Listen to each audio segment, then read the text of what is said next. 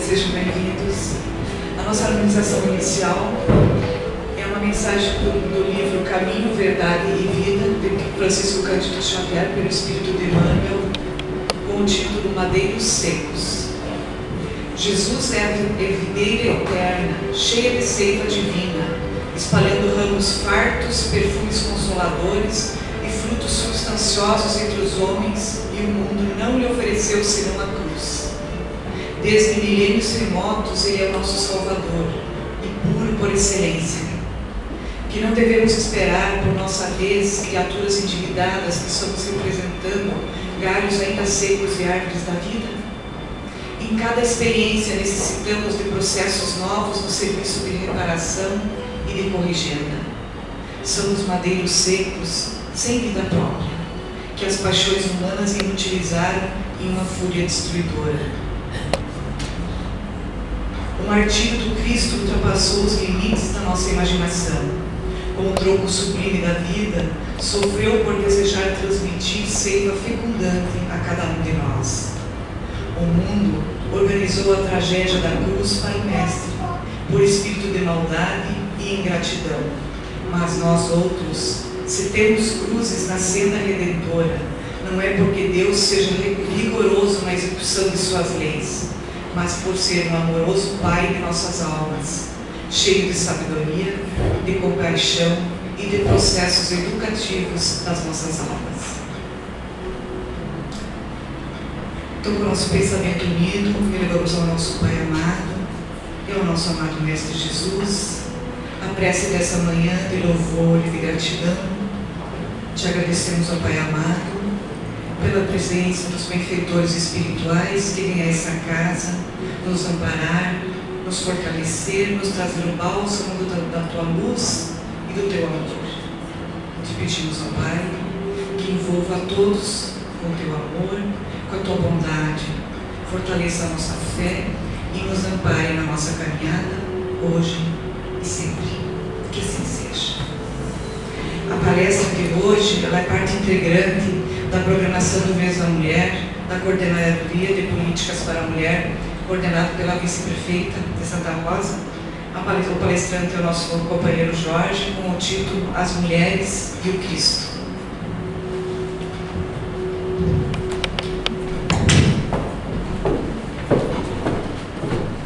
Senhoras, senhores, queridos amigos, ideal espírita, muita paz, que possamos nestes momentos de reflexão ter a presença de Jesus em nosso coração, para que reflitamos sobre o tema proposto pela Coordenadoria de Políticas para as Mulheres da cidade de Santa Rosa, em qual fomos incluídos solicitando uma atividade na casa. Então resolvemos em reunião falarmos alguma coisa. E o título sugerido, como não poderia deixar de ser, incluirmos Jesus Cristo em nossa fala e falarmos hoje, apresentarmos algumas personagens do tempo em que Jesus esteve conosco, encarnado, e algumas outras mulheres da história que tiveram em algum momento da sua vida um encontro com o Evangelho do Senhor.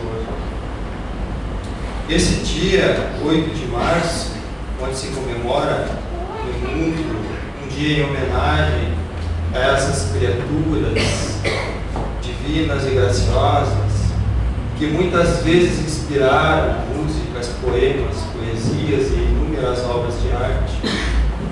Ela tem a sua origem no dia 8 de março de 1857, quando na cidade de Nova York, nos Estados Unidos, algumas trabalhadoras de uma fábrica têxtil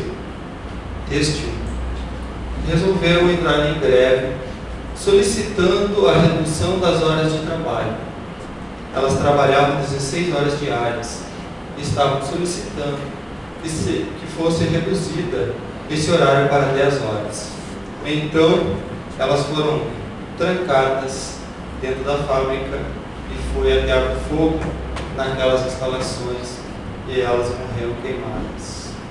O que nos lembra alguns personagens que nós vamos verificar depois que também tiveram esse destino na história do mundo. O Espírito Emmanuel nos diz assim: toda vez nos disponhamos a considerar a mulher em plano inferior, lembremos-nos dela ao tempo de Jesus. Há 20 séculos, com exceção das patrícias do Império, quase todas as companheiras do povo, na maioria das circunstâncias, sofriam extrema abjeção, convertidas em animais de carga, quando não fossem vendidas em praça pública. Tocadas, porém, pelo verbo renovador do Divino Mestre, ninguém respondeu com tanta lealdade e veemência aos apelos celestiais. Entre as que haviam descido aos vales da perturbação e da sombra, encontramos em Madalena o mais alto testemunho de seu erguimento moral, das trevas para a luz. E entre as que se mantinham no monte do equilíbrio doméstico, surpreendemos em Joana de Cusa o mais nobre expoente de concurso e fidelidade. Atraídas pelo amor puro, conduziam à presença do Senhor os aflitos e os mutilados, os doentes e as crianças. E, embora não lhe integrassem o círculo apostólico, foram elas, representadas nas filhas anônimas de Jerusalém, as únicas demonstrações de solidariedade espontânea que o visitaram desassombradamente sobre a cruz do martírio, quando os próprios discípulos debandavam. Nós temos aí um pequeno mapa da época da Palestina em que Jesus viveu. Aquela época era dividida entre alguns procuradores e alguns filhos de Herodes o Grande, mais ou menos nesse ambiente que Jesus estava. A estrutura familiar daquela época era patriarcal, onde o pai gozava toda a autoridade sobre as pessoas da sua família. O marido é senhor da mulher. Isso tem sua origem no entendimento literal e incorreto, muito superficial, dos mandamentos da lei de Deus, onde, interpretando aquele mandamento de não desejar a mulher do próximo, o homem, a partir de então, tem a mulher como propriedade sua. A mulher não participava da vida pública. O homem não podia olhar nem cumprimentar uma mulher casada. Perante a religião, a mulher não era igual ao homem. Na sinagoga, ocupava um espaço separado. E em alguns lugares permanece até hoje esta forma de conduta dentro das sinagogas. Aos sábados, onde nós vamos observar Jesus falando nas sinagogas, onde era liberada a manifestação de qualquer pessoa, menos das mulheres. As mulheres não poderiam manifestar, ler as escrituras e manifestar a sua opinião. Perante a lei estava sujeita a mulher a todas as proibições e a todo rigor civil e penal, inclusa a pena de morte. Aí tem algumas cidades, nós vamos observar lá em cima, na Galileia, Cafarnaum, onde Jesus fez muitos ensinamentos, Nazaré, onde ele viveu grande parte da sua vida, Jerusalém, o templo onde ele foi condenado, Belém, mais abaixo, onde ele nascera. Não poderíamos deixar de começar a nossa fala por Maria de Nazaré. Maria encontrava-se ao pé da cruz, observando o seu filho ali, no madeiro, crucificado. E ela pensava no seu íntimo: o que fizeram meu filho para estar nessa situação? Então ela entra nos seus próprios pensamentos e relembra a noite iluminada em que deu à luz ao menino Jesus. Retorna mais um pouco e lembra-se do anjo Gabriel anunciando para ela a vinda do Messias. E ela se sentia tão impotente, tão pequena para trazer ao mundo o Messias. Porém ela diz: seja feita a vontade de nosso Senhor. E ela rememora e vê o Cristo crescendo na sua adolescência, ajudando José, o pai, na carpintaria, e parecia que aquele menino tinha algo de especial, pois a madeira tomava aspectos perfeitos com o seu trabalho. Na rua, ele chamava todas as pessoas de maneira educada. Maria, quando é avisada pelo discípulo João que Jesus estava preso, entra em profunda tristeza e sai à procura do Senhor até o momento derradeiro. Ela olha então para ele e ele, sentindo a presença de sua mãe, diz: Mãe, eis aí teu filho. Dirigindo-se ao discípulo João, que é o único dos apóstolos que vencera a própria covardia após os momentos da prisão do Cristo e também acompanha a Via Crucis. E dirigindo-se de modo especial, com leve aceno, ao apóstolo disse: Filho, eis aí a tua mãe. O ensinamento do Cristo no momento derradeiro, em dizer a todos nós, mães e pais, que a família universal é muito além do círculo consanguíneo. Maria sai dali desolada, reúne-se em casa com os apóstolos e é avisada 3 dias depois por Maria Madalena que teria visto Jesus ressuscitado, e é a única a acreditar na pecadora no seu relato. Ela sabia que lá no madeiro não havia acabado a vida do seu filho. Muitos anos depois, sob a inspiração do alto, João, que havia se deslocado à cidade de Éfeso, na Turquia, vem para buscar Maria. Ele diz a ela que havia demorado, tendo em vista não ter um local adequado para a mãe do Senhor. E ela parte com ele para aquela cidade. E eles fundam então um lar muito humilde, muito amigo, onde tratam de pessoas humildes e enfermas daquele local. João saía a pregar pelas localidades e Maria ficava em casa a distribuir o seu exemplo e toda a vivência em que ela compartilhara com Jesus em dias passados. Era suave a sua presença, tanto que um deles, certo dia, lhe disse: Vós sois a Mãe Santíssima. Então nós a conhecemos até hoje com essa denominação, a mãe de todos nós, os cristãos. E ela vai vivendo e divulgando o Evangelho de Jesus através do amor ao próximo. Porém, como a todos nós, certo dia veio a hora do retorno ao plano espiritual. Então Maria recebe a visão de um ser sofredor e vai atendê-lo. E ela percebe a presença de Jesus na imagem daquele mendigo. Joga-se a seus pés.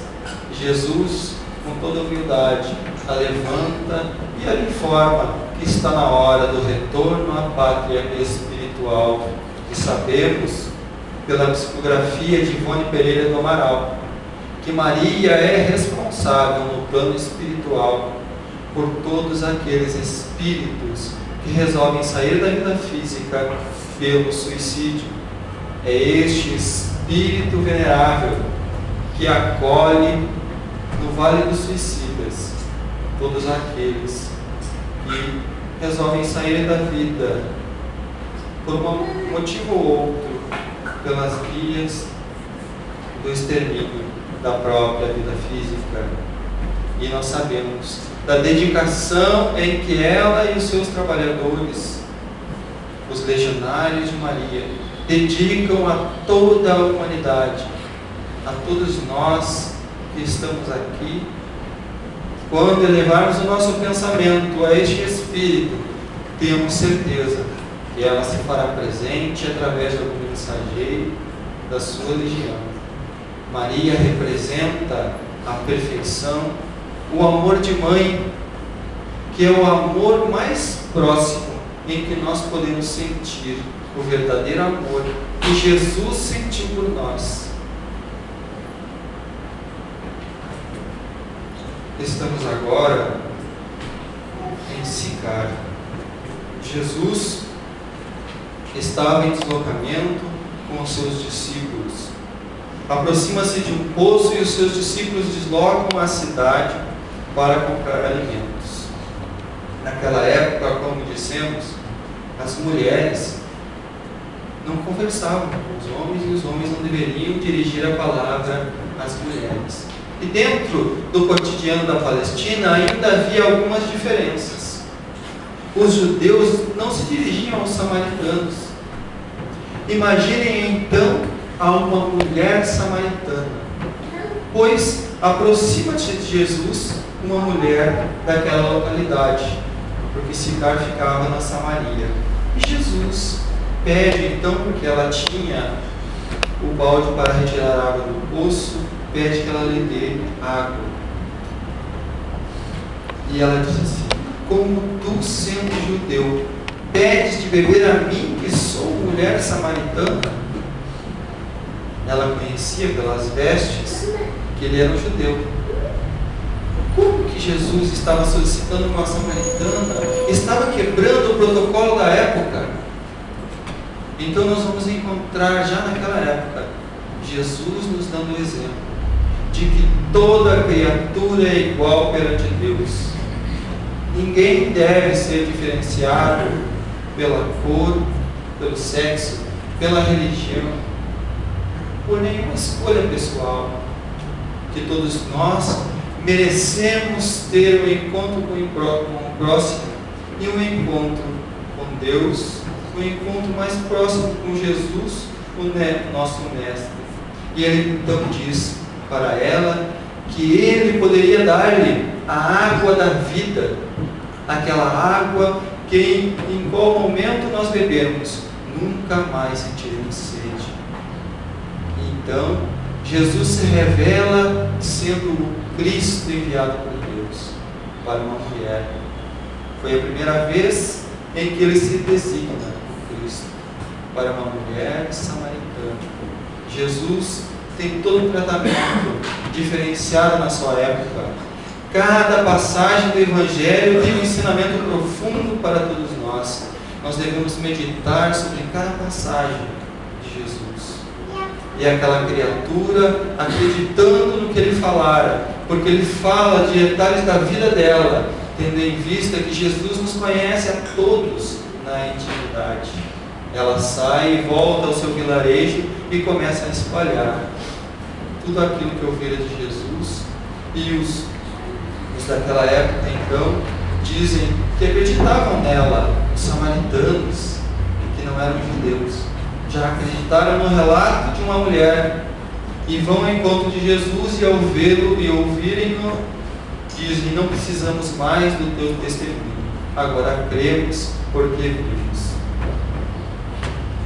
Os apóstolos então retornam e encontram Jesus conversando com a samaritana e, é claro, como eram homens da época, se espantam com aquilo e vão, a partir daquele momento, absorvendo esses ensinamentos de Jesus, nos provando que somos todos iguais.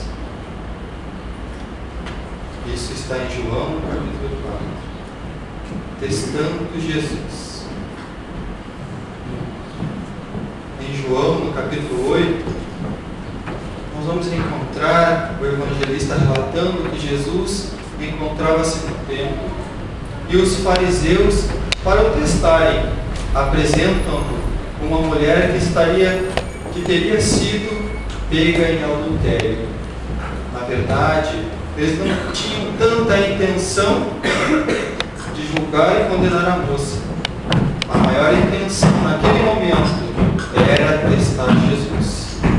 Então eles falam da lei de Moisés, onde Moisés previa que a adúltera deveria ser apedrejada. Mas Jesus conhecia toda a lei de Moisés e no seu foro íntimo já pergunta: Se é verdade, onde está então o adúltero? Porque a lei também previa que a mulher e aquele que adulterara com ela fossem levados ao apedrejamento. E os fariseus tinham levado apenas as mulheres. E Jesus encontrava-se escrevendo na areia. Ele levanta-se e com uma pedra na mão, olha no interior de cada um e diz: aquele que não tiver pecado, lhe atire a primeira pedra. Retorna a abaixar-se e começa a escrever com o dedo na areia. Dizem alguns historiadores que provavelmente Jesus cunhava na areia os defeitos morais daqueles que ali se apresentavam. Então ele escrevia: adúltero, ladrão, hipócrita. E começando pelos mais velhos, porque quanto mais velhos nós somos neste mundo, mais erros e enganos nós temos, começaram a retirar-se do local. Então fez silêncio. Jesus levanta-se e olha para ela e pergunta: mulher, ninguém te condenou? E ela diz que não. Jesus então olha para ela: nem eu tampouco te condeno. Vai e não tornes a pecar. O relato evangélico termina aí, mas pelo espírito Amélia Rodrigues e psicografias de Valdo Franco, nós vamos encontrar essa mulher num turbilhão de pensamentos, pois que ela fora não receber a carta de repúdio, portanto não poderia, pela lei da época, retornar à casa de seu pai. Estava desanimada e procura Jesus no ambiente familiar de Simão Pedro e de novo coloca com ele. E Jesus lhe fala dos costumes da época e dá a entender a ela que ela deveria se deslocar para um outro local. Ela atende à orientação de Jesus e forma mais tarde em Tiro, lá na Galileia, ao norte da Galileia, uma casa onde ela atendia aos viajantes do caminho que se encontravam em situações difíceis e falava para todos eles do encontro que tiveram com Cristo e da mudança na sua vida. Alguns anos mais tarde, certa noite, bate à sua porta um homem muito mau, com muitas ulcerações, e ela começa a tratar das suas feridas e normalmente a falar de Jesus. O homem então lhe conta que muitos anos atrás tiveram contato com Jesus e o odiara naquele momento, porque ele fora traído pela esposa, e Jesus não a condenara, deixando com que ele se envergonhasse perante os outros fariseus. E ela identifica então o marido naquele momento. Mas o marido continua o relato e diz-lhe que após algum tempo, quando passar aquele ódio momentâneo, ao refletir sobre o que tivera feito, ele relembra da sua conduta perante a mulher e que ele mesmo colocara dentro de seu lar alguém que seduzira a sua esposa. E então entende a profunda filosofia do Cristo e a partir daquele momento sai em procura da esposa. Ela não se revela ao marido, porém fala de Jesus e da luz do Evangelho, e que todos dois já haviam tido um encontro com Jesus e deveriam seguir em paz. Esta escolheu a melhor parte. Nós vamos encontrar em Lucas, no capítulo 10, Jesus na casa de Marta, a irmã de Lázaro, aquele a quem Jesus retira do sepulcro após 3 dias, onde nós vamos encontrar no Evangelho a ressuscitação de Lázaro, que sabemos hoje estava em profunda catalepsia, com aparência de morte. Jesus o reanima. E então Marta estava muito preocupada com os afazeres domésticos e em atender Jesus e aqueles que estavam com ele. Maria, sua irmã, senta-se aos pés do Cristo e fica observando. Marta, então indignada, dirige-se aos ouvidos de Jesus e diz: Senhor, tenho tantos afazeres e Maria está aí sentada aos teus pés. Jesus então olha para ela, não a reprime, não xinga, porque ela escolhera as atividades, mas apenas lhe diz: não te inquietes, Marta, porque Maria escolheu a melhor parte. Existem momentos na vida em que temos que ter essa noção, esse bom senso de escolher o que é melhor para nós. Maria, naquele momento, escolheu ouvir o Evangelho. O Evangelho é imortal. Jesus não estava preocupado em ser bem atendido com guloseimas, com limpeza. Marta escolher aquele serviço, muito bem, que continuasse fazendo, mas que não importunasse a sua irmã, que teria escolhido a melhor parte. Mas nós vamos encontrar de novo esses personagens lá em Mateus no capítulo 26, em Marcos 14 e João 12, quando Jesus está em casa de Simão o leproso, está falando com os convivas, e então entra Maria, meio que tendo a previsão de que seriam os últimos instantes em que Jesus estaria conosco na terra, senta-se aos seus pés. Diz um evangelista, o outro diz que ela teria ido atrás de Jesus e com um vaso de perfume muito caro, de nardo, um perfume precioso da época, e teria então balsamizado o corpo de Jesus. Aquilo causou um furor entre os discípulos, principalmente de Judas Iscariote, ou Judas Iscariotes, que viria a trair Cristo, dizendo que era um desperdício gastar tanto dinheiro com perfume para colocar no corpo de Jesus, sendo que aquilo poderia ter sido doado aos pobres. Jesus, porém, ouvindo aquele murmúrio e sabendo do que acontecia, diz a eles que ela deveria ser lembrada por aquele ato, onde fosse relatar o seu Evangelho, devido ao seu amor por Jesus, e que ela estava preparando o seu corpo para o sacrifício, porque sabiam que não haveria tempo nem de haver os preparativos do seu corpo após a crucificação. Alguns discípulos pensavam, inclusive, que aquilo seria muito perigoso, seria um método de sedução para Jesus. Muitos dos discípulos de Jesus não entenderam a profundidade do seu ensinamento e a sua pureza. Ele via Jesus, o nosso íntimo, e ele observou a intenção desta mulher, que teve a sensibilidade de dedicar momentos de sua existência na convivência de Jesus, expressando de maneira amorosa e profunda o seu esplendor pelo Cristo. A mulher do procurador.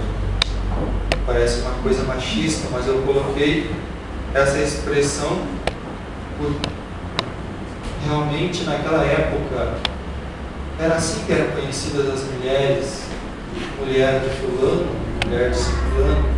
Nós vamos encontrar dentro do círculo das mulheres que acompanhavam Jesus uma mulher que Lucas, no capítulo 8, vai dizer que é Joana de Cusa, porque ela era esposa do procurador de Herodes da cidade de Cusa, e que nós sabemos hoje que ela mantinha com seus bens, era uma mulher de muitas posses, possuía servas, auxiliava os discípulos de Jesus na compra de alimentos.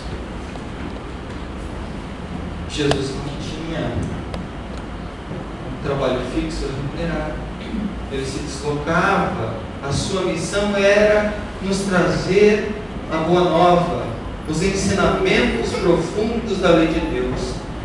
Então, esta mulher Patrícia, que tinha muitas posses, ao aproximar-se da turba, às margens do lago de Tiberíades, ou o mar da Galileia, ou o lago de Genezaré, ao ouvir as palavras doces do Rabi, apaixona-se por ele, porque por onde Jesus passou ninguém ficou diferente, ou amava, ou odiava, pelos conceitos em que ele trazia, porém ninguém ficava indiferente à presença de Jesus.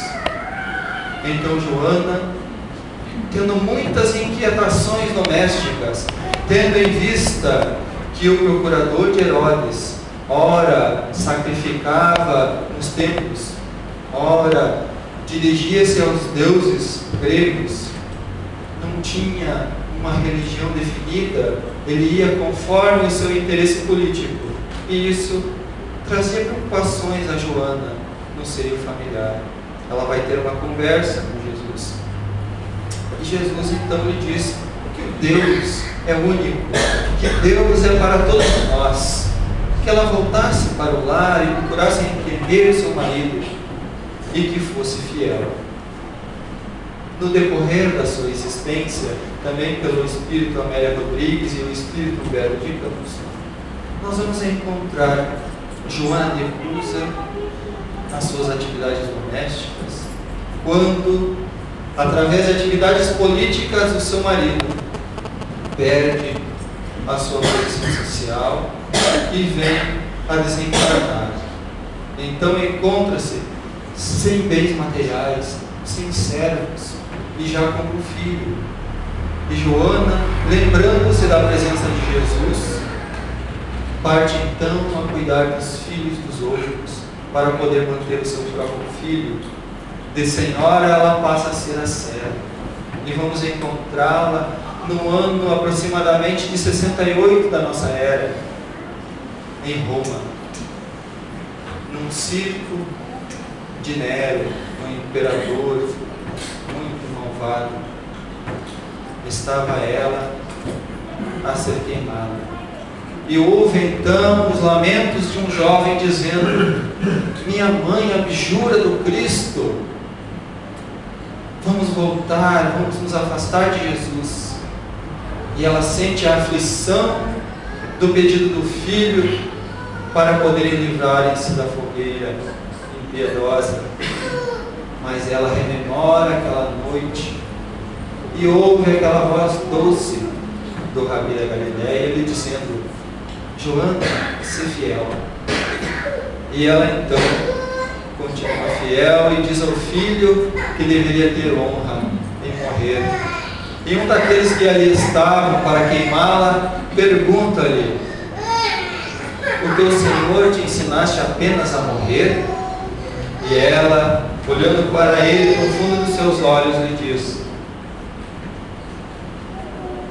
não apenas a morrer, mas também a te amar.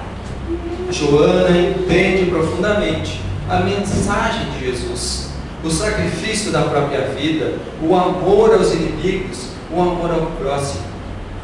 Nós vamos encontrar este Espírito em várias encarnações ligadas à divulgação e à vivência do Evangelho de Jesus.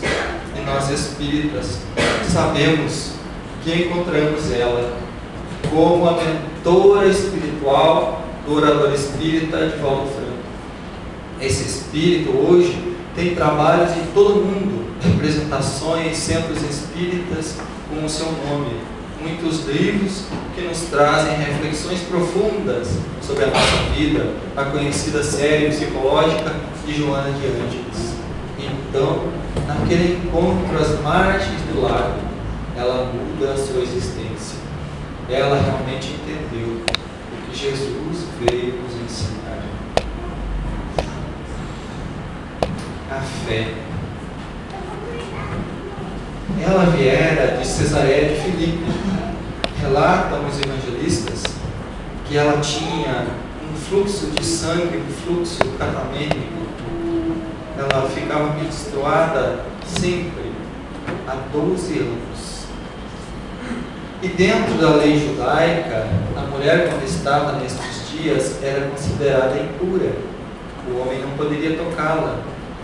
Imaginem então uma mulher tocar um homem. estaria indo totalmente contra a lei, estaria ela deixando impuro o homem. Alguns historiadores dizem que seu nome seria Verônica, outros Berenice ou Será.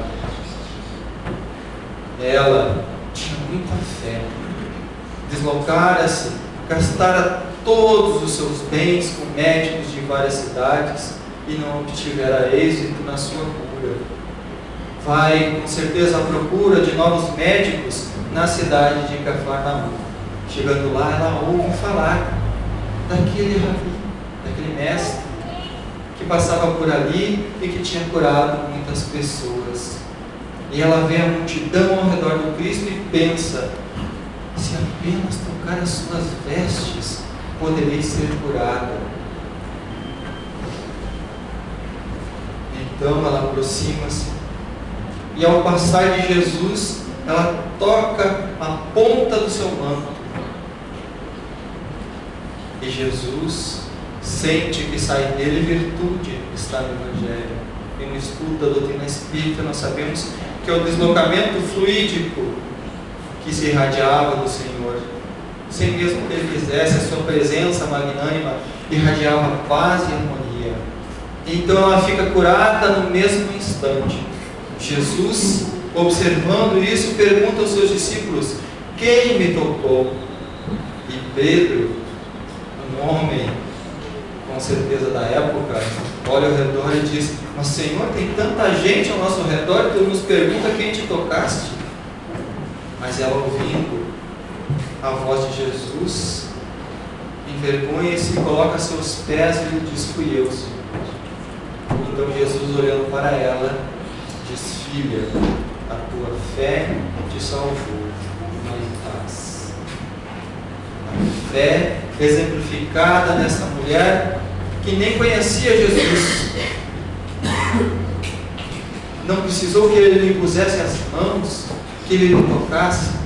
Ela sabia, acreditava fielmente que, aproximando-se dele, tocando apenas as suas vestes, seria curada. Vamos encontrar esta mulher na Via Crucis, porque ela retorna a Cesareia de Filipe e conta do que teria visto e o que tinha acontecido com ela. Mas no seu íntimo aquilo lhe tocou profundamente e ela resolve então voltar e seguir Jesus. E nos momentos derradeiros ela se encontrava acompanhando o deslocamento de Jesus. Consegue burlar o isolamento dos soldados e aproxima-se de Jesus e lhe dá um tecido, um manto, para limpar o seu rosto. E dizem os historiadores que ali teria ficado registrado o rosto de Jesus. Então ele olha para ela e lhe diz: não me esquecerei de ti, minha filha. Esse manto tem várias lendas sobre ele e relatos sobre ele nos evangelhos apócrifos, aqueles que não estão no Novo Testamento. Então essa mulher é um exemplo de fé, dedicação a Jesus. Nós vamos encontrar uns relatos em Mateus, no capítulo 9. O amor resgata os ricos. Jesus estava na casa de Simão, o fariseu. Simão era uma pessoa de muitos bens materiais e que costumava fazer reuniões em sua casa com pessoas que se destacavam na época, que estavam na boca do povo. E é claro, não fora diferente com Jesus, que fora convidada por ele. Então Jesus aceita o convite e está na casa de Simão. Quando de repente adentra ao ambiente uma mulher.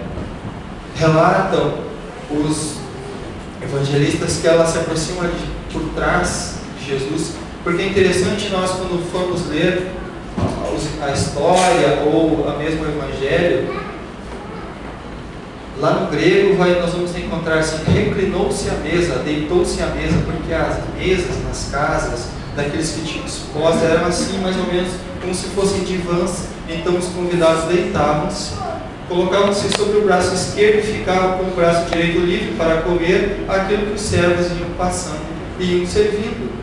Então Maria de Magdala, vinda da cidade de Magdala, aproxima-se por trás de Jesus e, chorando, molha os seus pés com as suas lágrimas e começa a secar os pés de Jesus com os seus próprios cabelos. Derrama sobre Jesus um bálsamo também muito caro na época. Simão, o fariseu, escandaliza-se com aquilo e pensa no seu íntimo: mas como? Se ele fosse um profeta, saberia que esta é uma mulher de uma amiga, porque todos os profetas tinham esta capacidade de identificar o nosso interior. Mas Jesus era muito mais do que um profeta. E, entendendo aquilo que pensava o seu anfitrião, e também alguns que ali estavam, se dirige a eles falando do exemplo daquela mulher que entrara e viera enxugar os seus pés com as suas próprias lágrimas, secar os seus cabelos e untar o seu corpo com o bálsamo caríssimo. Que ela, os seus pecados estavam perdoados, porque muito havia amado. Porque o costume na época era que todo viajante que chegasse na casa de um judeu deveria receber uma água para limpar os seus pés, uma toalha para o seu rosto e receber um beijo na face, para dizer que havia confiança entre os dois. E Jesus então diz a Simão: quando eu entrei na tua casa, não fizestes isto para comigo. E esta mulher veio e dá-nos o exemplo, chorando sobre os meus pés. Então Jesus conhecia tudo, e aquela mulher dá o exemplo para aquele fariseu hipócrita de como deveríamos nos portar perante Jesus. A partir daquele encontro, esta mulher muda toda a sua existência, passa a seguir Jesus, e é ela que vai ter a primeira mensagem de Jesus após a sua desencarnação, quando ela e outras Marias vão até o sepulcro, encontram no aberto. O corpo de Jesus não está mais lá. As mulheres voltam correndo e Maria fica ali chorando. Onde estaria o Rabone, o mestrezinho querido? Então ela ouve uma voz, acha que é o jardineiro do local, e olha, enxerga aquela luz e revê Jesus. Quão grande é a sua alegria! E Jesus então diz para ela que fosse dar a boa notícia. Ela se desloca, encontra os discípulos e fala da ressurreição de Cristo. E Pedro, olhando para ela, diz: mas para ti ele se apresentou? Não acreditamos. Porém Maria, a mãe de Jesus, abraça a de Magdala e diz: eu acredito em ti, minha filha. A história desse espírito é muito maior. Através do relato de Divaldo Franco, nós vamos encontrar a história dela muito bela, apesar de que alguns historiadores dizem que Maria de Magdala e Maria, a pecadora, não seriam a mesma pessoa, mas isso pode ficar para uma outra fala. Então, vamos nos encontrar ao pé do Calvário. Jesus, ao ser preso, já havia previsto que os seus discípulos se afastariam. Pedro negaria. Ele vai na Via Crucis, sendo acompanhado de longe pela visão das mulheres que o acompanhavam. E vê ao pé da cruz as mulheres. Todas elas tiveram a coragem de estar com ele no momento derradeiro, com exceção, como já havíamos dito, de João, o apóstolo amado, o apóstolo querido. Vamos avançar um pouquinho no tempo. e vamos encontrar a mulher do senador. Lívia, a mulher de Públio Lentulus, que nós espíritas conhecemos como Emmanuel, o protetor espiritual de Chico Xavier durante a sua vida física. Vamos encontrar no livro há 2000 anos, quando Emmanuel relata a sua encarnação como Públio Lentulus. Este senador tem um encontro com Jesus.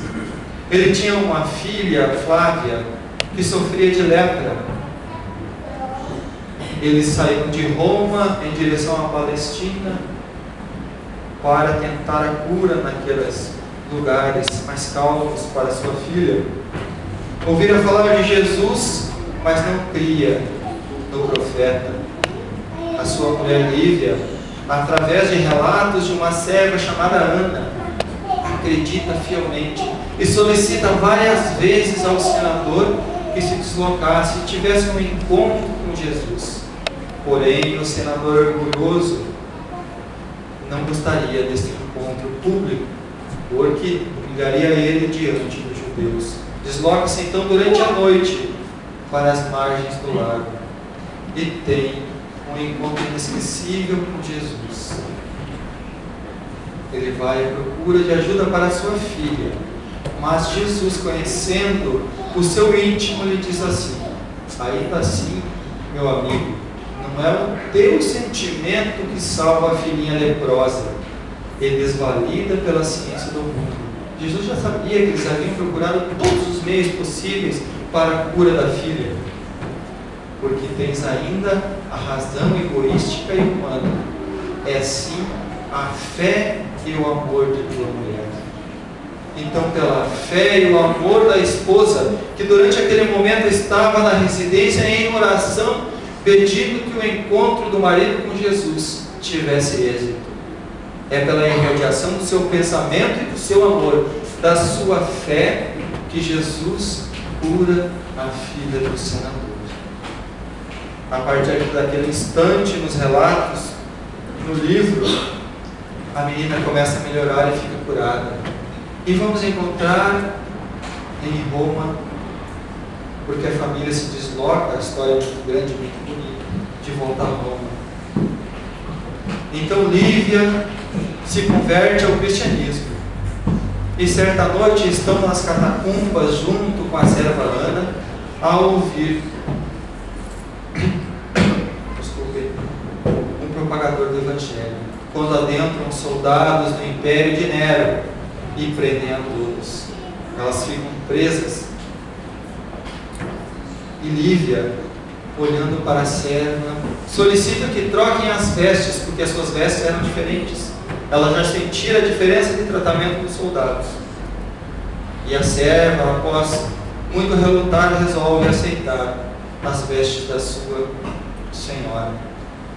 E no dia seguinte, quando são encaminhados ao circo para irem enfrentar a boca dos leões, os soldados, nos momentos finais, retiram aquela que estava com as vestes do império e a colocam porta fora, e Lívia sai com a fé em Jesus em direção aos leões, com a fé inabalável, e encontra a morte e o reencontro com Jesus no plano espiritual. Uma cidadã romana que se converte ao ao cristianismo pela fé naquele doce Jesus. Como não poderia deixar de falar Amélie Gabriel Gourmet, a grande companheira do codificador da doutrina espírita. Quase não citamos o seu nome, porém com certeza, sem a sua presença fiel ao lado do codificador, não teríamos talvez um trabalho tão grande como encontramos na filosofia espírita. Ela era professora, 9 anos mais velha do que o codificador, porém a sua jovialidade era tão grande que parecia que tinham a mesma idade. Foi uma companheira inigualável. No ambiente doméstico, Allan Kardec a chamava de Gabi. Foi uma mulher muito importante, que após o desencarne do codificador, continua o seu trabalho na Sociedade de Estudos Espíritas de Paris e dedica todos os bens da família para a divulgação da doutrina espírita. É sem dúvida uma mulher que nós espíritas devemos muito. Santa das Sardinhas. Nós vamos encontrar esta mulher lá na Índia. Em um dos seus relatos ela diz assim: naquele trem aos meus 36 anos, percebi no meu interior uma chamada para que renunciasse a tudo e seguisse Cristo nos subúrbios, a fim de servi-lo entre os mais pobres dos pobres. Compreendi que Deus desejava isso de mim. Madre Teresa de Calcutá tem a sua vida dedicada ao Cristo através do próximo. Ela entendeu perfeitamente a mensagem de Jesus e dedica toda a sua existência a procurar aqueles mais desvalidos, os esquecidos da sociedade. Ela recebe o Prêmio Nobel da Paz, funda várias instituições no mundo. É mais um exemplo a ser seguido por todos nós. E aqui no Brasil nós temos o anjo bom, irmã Dulce. Cristo nos ensinou a dar o anzol e não o peixe àquele irmão necessitado. Muitas vezes nós pensamos isso quando falamos em caridade, mas, diz ela, também nos disse para dar água a quem tem sede e pão aos que têm fome. Então é preciso entender que o faminto pode não ter forças nem mesmo para pescar. Nesse caso, antes de lhe dar o anzol, precisamos lhe dar a água e o pão. Criaturas com a sensibilidade tão grande que entenderam a mensagem de Jesus a todos nós. Estamos nós dispostos ao testemunho? Nossa vida já está tão difícil. Não é isso que nós falamos quando vem o testemunho? A mulher, hoje em dia, é comum muitas estarem nos ambientes empresariais, várias responsabilidades, funcionários ao seu encargo. Existem outras que têm que receber um auxílio do governo, que não têm nenhuma identidade própria. Mas existem outras que não têm nenhum lar, que não têm nenhum auxílio do governo. Existem outras com dificuldades maiores, isoladas em vários lugares do nosso mundo, que tem que fazer um esforço tamanho. E Jesus faz o convite: vinde a mim todos vós que estáis aflitos e sobrecarregados. Nossa vida está difícil, mas se olharmos ao redor, sempre tem alguém em maior dificuldade. Deixemos entrar em nosso lar Jesus, para que Ele possa tocar os nossos corações e todos nós, mulheres e homens, pois que hoje somos homens, mas como espíritos imortais criados por Deus, amanhã poderemos reencarnar como mulheres. Mulheres, no amanhã, poderão reencarnar como homens. E o codificador, na terceira parte do Livro dos Espíritos, nas Leis Morais, a partir da questão 817, ele pergunta: serão iguais perante Deus o homem e a mulher? E a resposta é lógica, é claro que sim. Não nos deu Deus o raciocínio, o livre-arbítrio para obrarmos? Somos todos nós iguais. A diferença é como nós vamos aproveitar a nossa existência.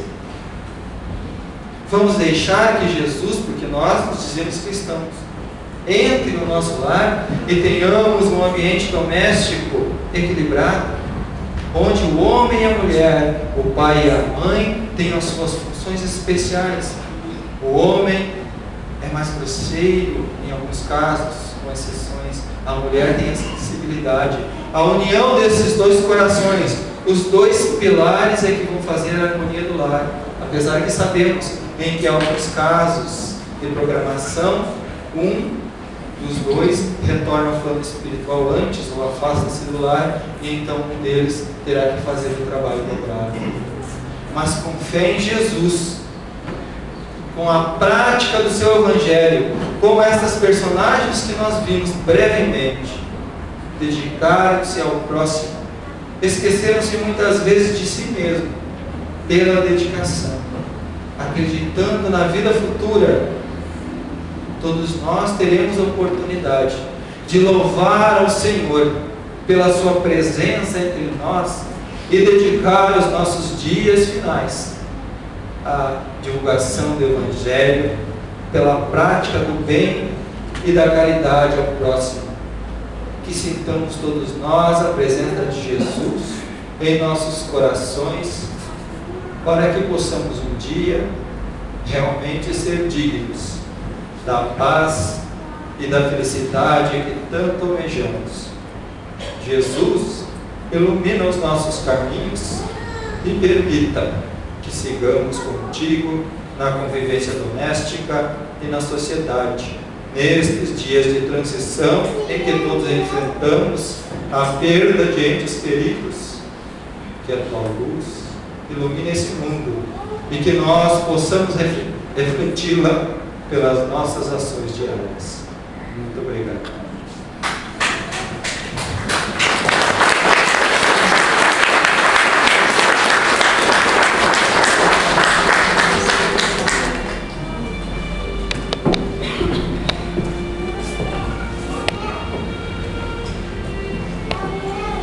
Agradecemos ao nosso irmão por essa mensagem maravilhosa que emocionou a todos nós que estamos mulheres, e aos homens que foram ou serão. E devido ao avançado do tempo, nós não teremos hoje o passe separado, teremos o passe coletivo, que é feito através de uma prece, porque a presença espiritual dos enviados do Cristo está conosco a partir do momento que nós adentramos nessa casa, e está conosco em todos os momentos aqui dentro da casa. Não é necessário que seja feito o passe separado. Então, amado Pai, nesse momento te agradecemos por esses momentos de reflexão, de aprendizado do Evangelho do nosso amado Cristo, e pedimos a esses irmãos de luz enviados por vós, que envolva, abençoe e transmitam a todos que aqui se encontram, encarnados e desencarnados, a tua energia de luz, de amor e de bondade. Coloque em nossos corações a verdadeira caridade, a benevolência para com todos que conosco convivem, que possamos levar daqui hoje para dentro dos nossos lares esses exemplos mostrados aqui de amor, de resignação, de bondade divina. Que a tua paz nos envolva, que o teu amor nos ampare e nos fortaleça na fé nessa caminhada terrena, hoje e sempre. Que assim seja. Só queremos lembrar a todos que na próxima terça-feira agora nós não teremos palestra aqui na casa, devido ao